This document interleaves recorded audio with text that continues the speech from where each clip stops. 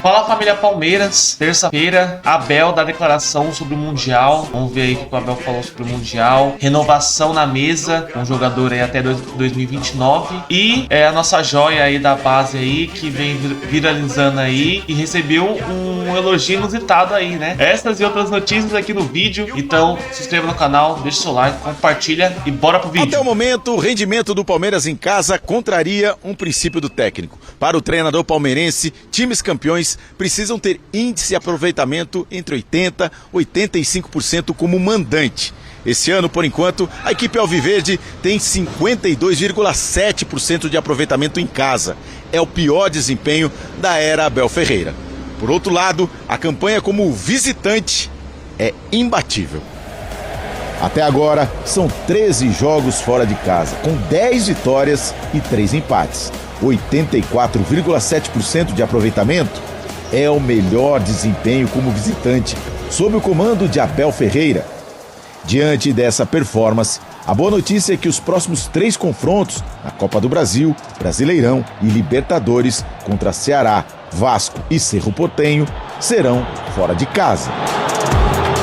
A dupla personalidade do Palmeiras esse ano já comprometeu o título paulista, mas ainda não é definitiva na temporada. De qualquer forma, um dos desafios do técnico é colocar fim nessa crise de identidade. Em casa de um jeito, fora de outro. Bem, temos vários adversários, não é só um, temos as viagens do nosso adversário, pouco tempo de recuperação e pronto, temos que continuar o nosso caminho. Em casa de um jeito, fora de outro. A frase cai bem para ilustrar as duas faces do Palmeiras nessa temporada. A derrota para o Bahia no Allianz Parque tirou o time da liderança do Brasileiro e acendeu um alerta para o desempenho como mandante em 2025. Em 12 jogos em casa, o Palmeiras tem 5 vitórias, 4 empates e agora soma 3 derrotas, número elevado a essa altura do ano. Ano passado, por exemplo, o Palmeiras perdeu apenas 5 vezes em 34 jogos durante toda a temporada. Mais uma vez, o técnico atribuiu a derrota à falta de eficiência nas finalizações.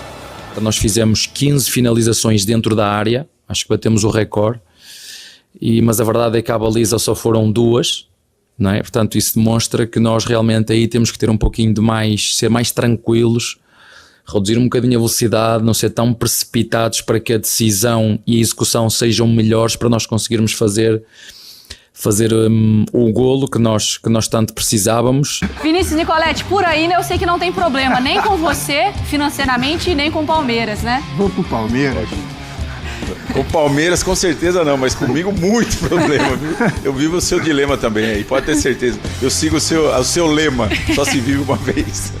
Mas a questão é a seguinte, Mário, Palmeiras vai se preparando para esse confronto contra o Ceará, é o último treino, né? A delegação parte à tarde para Fortaleza para esse confronto e é um confronto interessante de Série A e que o Palmeiras defende a invencibilidade como visitante, ainda não perdeu nessa temporada, né? São 13 jogos com 10 vitórias e 3 empates e o Ceará defende uma invencibilidade em casa, não perde como mandante desde agosto do ano passado, são 25 jogos de invencibilidade, a maior do século do Ceará, então é mais um desafio para o time do técnico Abel Ferreira, que vem de 5 vitórias consecutivas fora de casa. Palmeiras deve ter algumas novidades, não tem essa de poupar o time todo, por exemplo, o Abel Ferreira vai fazendo esse rodízio durante os jogos, na última partida contra o Bahia, Estevão, Vitor Roque e o Paulinho, os 3 ficaram no banco de reservas e o Paulinho vive essa expectativa do seu primeiro jogo como titular.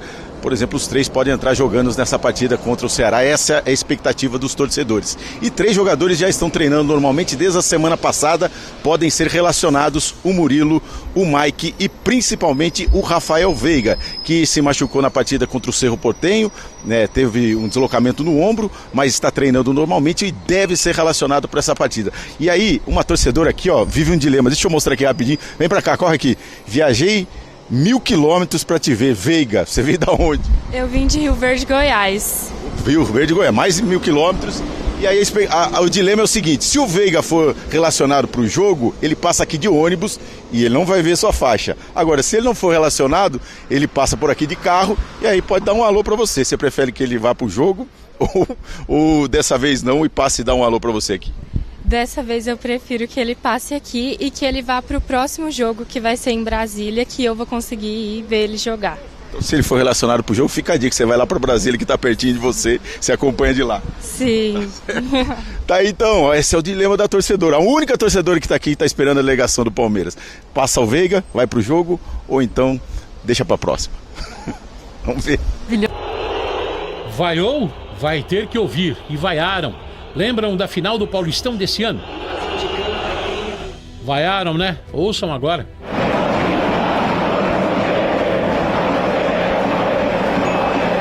Uma exigência diária, um compromisso diário. É quando eu não ganho, já sei que todos vocês me vão criticar como se eu fosse um treinador qualquer. Não, não é um treinador qualquer. Decididamente. Sabem o que é mais difícil do que ganhar? Sabem o que é mais difícil do que ganhar? É ganhar novamente e voltar a ganhar e voltar. Não há nada mais difícil do que ganhar de forma consecutiva. Não há mais difícil do que isso. E como ganhou? De 2020 para cá 10 títulos, alguns até certo ponto improváveis. 2023. Lembram o duelo do líder contra o vice-líder da Série A? Vitória 4-3 depois de estar perdendo por 3-0? Com pênalti defendido por Everton? Com gol no fim? A bola vem Flaco Lopes, escorou, Murilo! É gol! É gol! É gol do Palmeiras! Inacreditável! Vaiaram, né? Tiveram que aplaudir. Foi o jogo da virada, esse contra o Botafogo. E virou líder, e virou campeão naquele Brasileirão.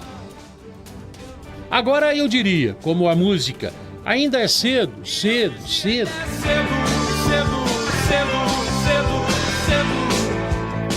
Teve a 4ª vitória seguida no Brasileirão contra o Fortaleza, há 23 jogos sem perder em casa, com pênalti defendido por Everton de novo.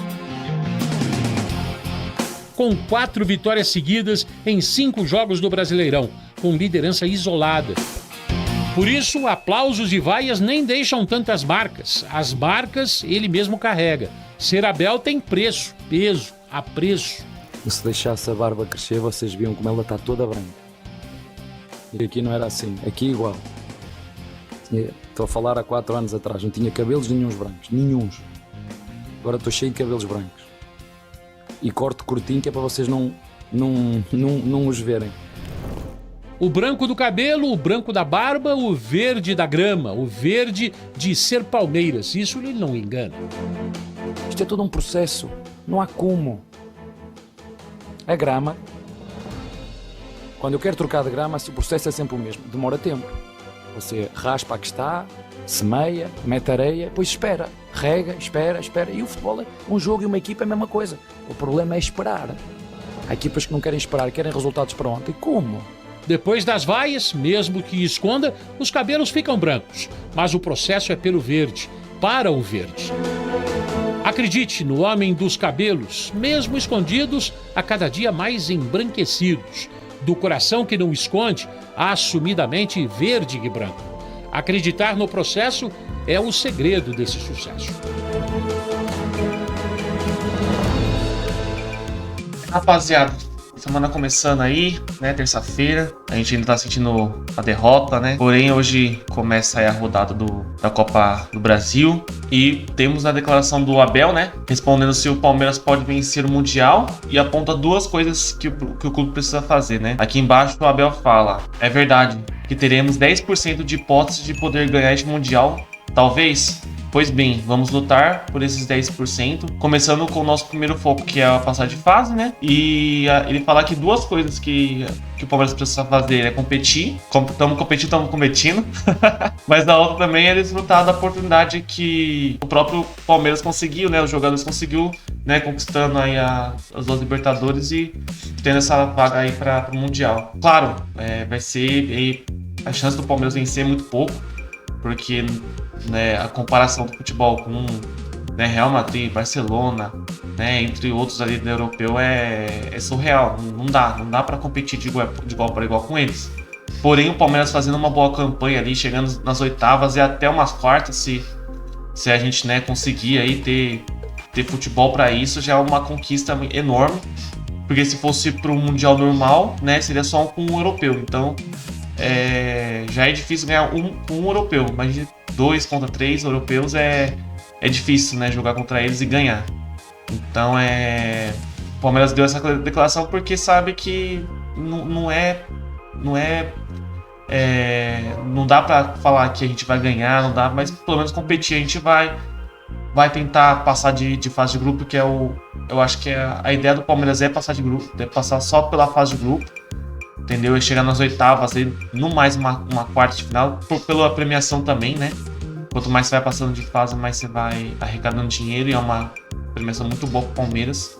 Vai ajudar muito, né, a pagar jogador, a comprar no meio do ano. Eu acho que o Palmeiras vai querer usar esse dinheiro aí para pagar, né, os jogadores que comprou e também contratação. Então essa fala do Abel não é desmotivando não, mas é uma realidade que todo time brasileiro vai ter, entendeu? De poder tentar passar de fase e tentar chegar numas oitavas, umas quartas de finais ali. Então vamos para cima, o Palmeiras tem time para isso. Eu acho que até o Mundial a gente vai conseguir encaixar melhor mesmo, já tá começando, né? Infelizmente, por conta do calendário, né, dos jogos fora, o Palmeiras não teve perna para vencer o Bahia em casa, sendo que o Bahia jogou 2 jogos, né, lá em Fortaleza.